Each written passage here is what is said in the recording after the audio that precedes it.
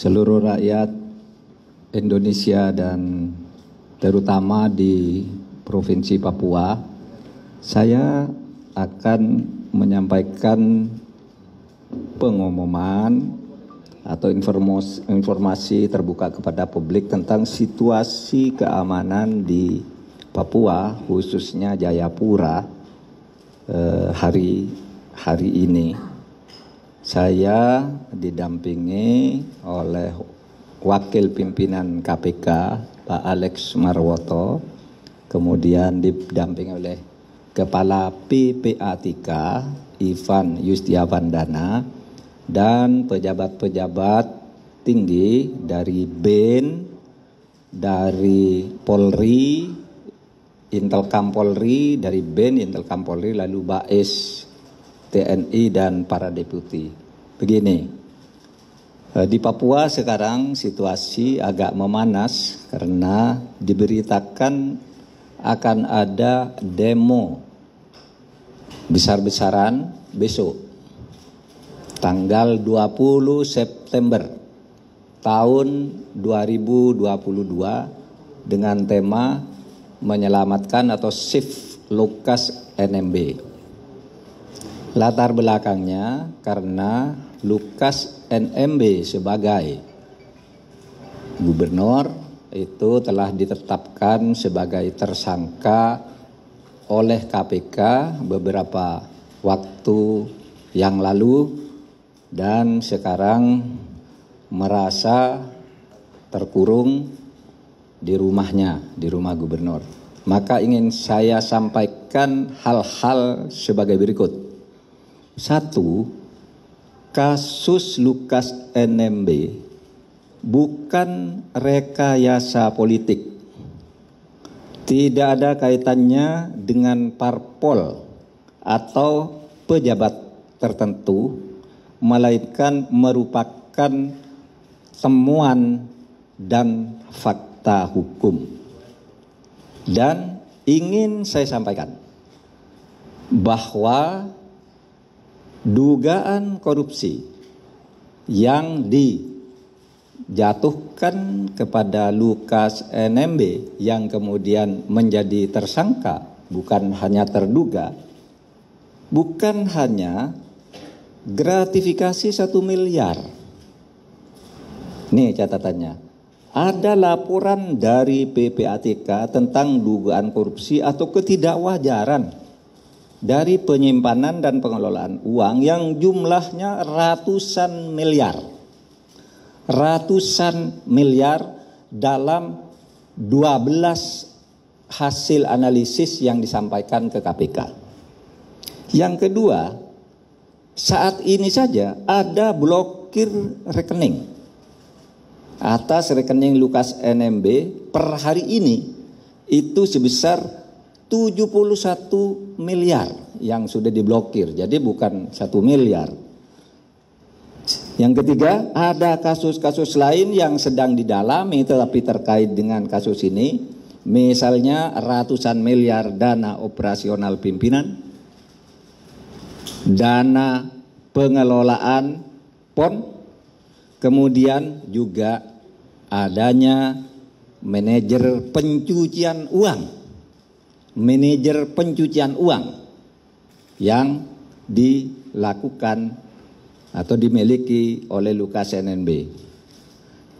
Selanjutnya, BPK selama ini tidak berhasil melakukan pemeriksaan karena selalu tidak bisa diperiksa.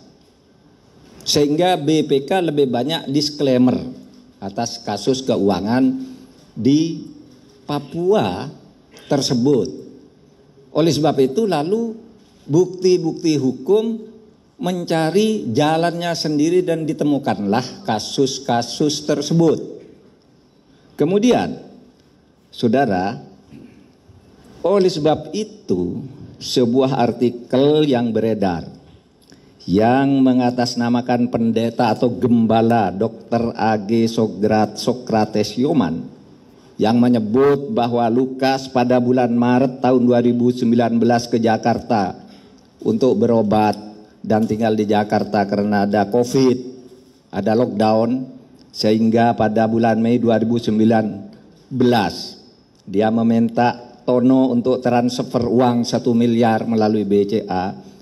Itu sangat tidak logis, karena COVID-19 itu terjadi pada tahun 2020. Bagaimana dia sudah lockdown dan mengirim uang ke lockdown COVID tahun 2019.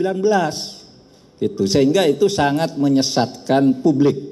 Seakan-akan uang 1 miliar itu terjadi pada saat COVID, padahal di COVID-nya itu dia menyebutnya 2019, jauh setahun. Dan lockdownnya itu di Indonesia saudara tahu itu tahun 2020, dan tahun 2019 ini ditulis 2 kali di surat ini, bukan keliru ketik gitu, karena 2 kali ditulis. Nah, saudara sekalian,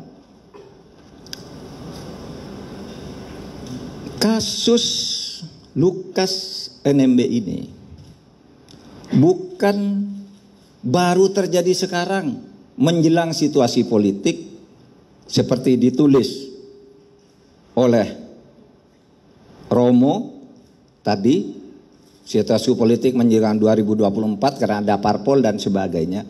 Karena saya persilakan saudara membuka berita, membuka situs tanggal 19 Mei tahun 2020.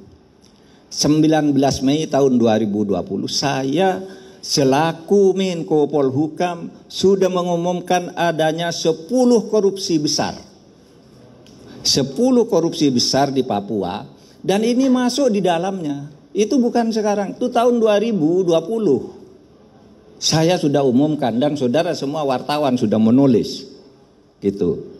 Nah, oleh sebab itu juga saya mencatat setiap tokoh Papua datang ke sini, apakah tokoh pemuda, apakah tokoh agama,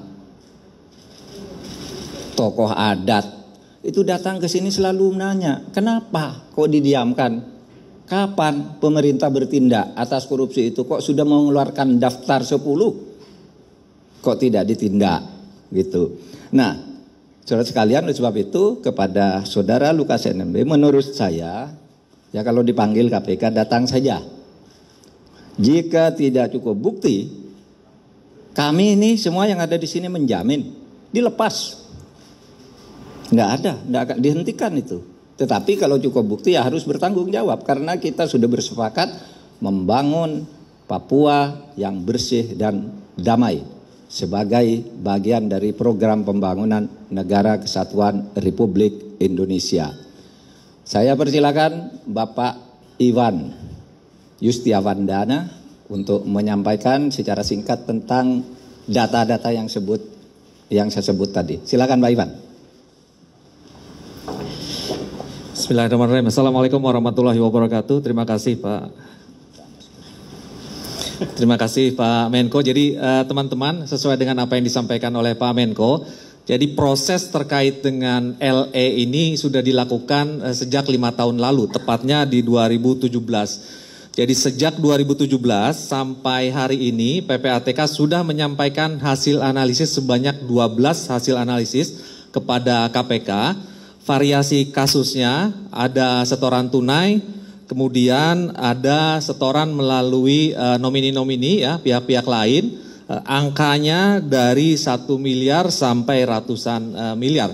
Sebagai contoh teman-teman, sebelum dalam waktu singkat ini terkait dengan penghentian, salah satu hasil analisis itu adalah terkait dengan transaksi setoran tunai yang bersangkutan di kasino judi senilai 55 juta dolar atau 560 miliar rupiah. Itu setoran tunai dilakukan dalam periode tertentu. Bahkan ada dalam periode pendek setoran tunai itu dilakukan dalam nilai yang fantastis 5 juta dolar. Dan PPATK juga menemukan adanya pembelian perhiasan dari setoran tunai tadi sebesar pembelian jam tangan ya, sebesar 55 ribu dolar. Itu 550 juta rupiah. Lalu kemudian PPATK juga mendapatkan informasi bekerja sama dengan negara lain dan ada aktivitas perjudian di 2 negara yang berbeda. Dan itu juga sudah PPATK analisis dan PPATK sampaikan kepada KPK. Terakhir terkait dengan apa yang disampaikan oleh Pak Menko, PPATK sudah melakukan pembekuan penghentian transaksi kepada beberapa orang di 11 penyedia jasa keuangan. Ada asuransi, ada bank, dan kemudian nilai dari transaksi yang dibukukan oleh PPATK di 11 PJK tadi ada 71 miliar lebih. Dan ada juga transaksi yang dilakukan di 71 miliar tadi, mayoritas itu dilakukan di anak yang bersangkutan, di putra yang bersangkutan. Jadi itulah yang bisa kami sampaikan dalam kesempatan ini untuk menyampaikan apa yang telah Pak Menko sampaikan sebelumnya. Demikian Pak Menko. Berikutnya, sini Pak.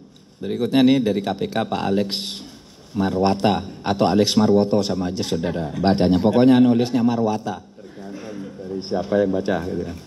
Ya, terima kasih Pak Menko. Ya, selamat siang teman-teman wartawan. Jadi narasi yang dikembangkan saat ini kan seolah-olah KPK melakukan kriminalisasi karena hanya menyangkut uang senilai 1 miliar. Saya sampaikan pada kesempatan ini pada saudara-saudara saya yang di Papua dan juga kepada penasihat hukum bahwa dalam proses penyelidikan baru 1 miliar itu yang bisa kami lakukan klarifikasi terhadap saksi maupun dokumen. Tetapi perkara yang lain itu juga masih kami kembangkan. Tadi Pak Ivan menyampaikan ratusan miliar, ya ratusan miliar transaksi mencurigakan yang ditemukan PPATK. Itu kami dalami semua, ya. Jadi tidak benar hanya 1 miliar. Nah, pada penasihat hukum dari Pak Lukas NMB, ya kami mohon kerjasamanya kooperatif. Nah, KPK berdasarkan undang-undang yang baru ini bisa menghentikan penyidikan dan menerbitkan SP3. Ya. Kalau nanti dalam proses penyidikan, ya Pak Lukas itu bisa membuktikan dari mana sumber uang yang puluhan ratusan miliar tersebut. Misalnya Pak Lukas punya usaha tambang emas, ya sudah, pasti nanti akan kami hentikan. Tapi mohon itu diklarifikasi, ya penuhi undangan KPK, panggilan KPK untuk diperiksa. Ya, kami akan melakukan pemanggilan. Ya, kembali. Ya, mohon nanti Pak Lukas dan juga penasihat hukumnya untuk hadir di KPK ataupun kalau misalnya Pak Lukas ingin diperiksa di Jayapura, kami juga mohon kerjasamanya agar juga masyarakat ditenangkan. Kami akan lakukan pemeriksaan secara profesional. Kami menjunjung tinggi asas praduga tidak bersalah. Ya, kalau nanti misalnya Pak Lukas ingin berobat, kami juga pasti akan memfasilitasi. Ya, hak-hak tersangka akan kami hormati. Ya, itu yang ingin kami sampaikan kepada Bapak Lukas NMB, kepada masyarakat Papua dan juga penasihat hukum dari Bapak Lukas. Terima kasih Pak Menko. Baik, saudara sekalian, saya kira tidak perlu ada pertanyaan. Itu saja yang saya sampaikan. Besok kalau memang mau demo, demolah dengan tertib. Negara ini menjamin orang berdemo, tetapi kepada aparat yang di sana juga supaya menjaga keamanan dan ketertiban. Supaya ada penjelasan tentang masalah yang sebenarnya seperti yang kami sampaikan tadi.